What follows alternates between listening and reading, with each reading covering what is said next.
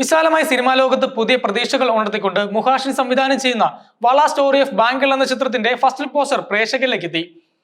കഠിന കടോരമി അണ്ടകടാഹം എന്ന വിജയകരമായ ചിത്രത്തിന് ശേഷം മുഹാഷിൻ ഒരുക്കുന്ന ഒരു പുതിയ സംരംഭം മലയാള സിനിമയിൽ ഒരു പുതിയ അധ്യായം കുറിക്കുമെന്നാണ് അണിയറ പ്രവർത്തകരും സിനിമാ പ്രേമികളും ഒരുപോലെ കരുതുന്നത്.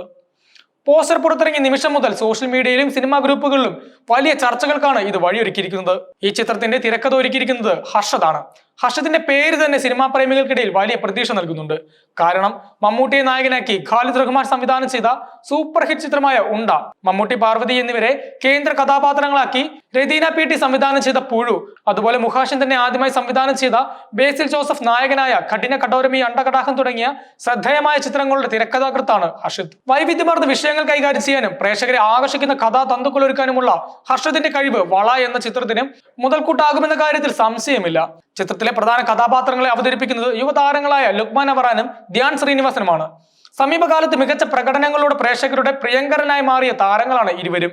തലുമല, സൗദി വെള്ളയ്ക്ക തുടങ്ങിയ ചിത്രങ്ങളുടെ ലുക്മാൻ തന്റെ അഭിനയ മികവ് തെളിയിച്ചിട്ടുണ്ട്. ധ്യാൻ ശ്രീനിവാസനാകട്ടെ നടനായും സംവിധായകനായും തിരക്കഥാകൃത്തായും മലയാള സിനിമയിൽ തന്റെ സാന്നിധ്യം അറിയിച്ചിട്ടുണ്ട്.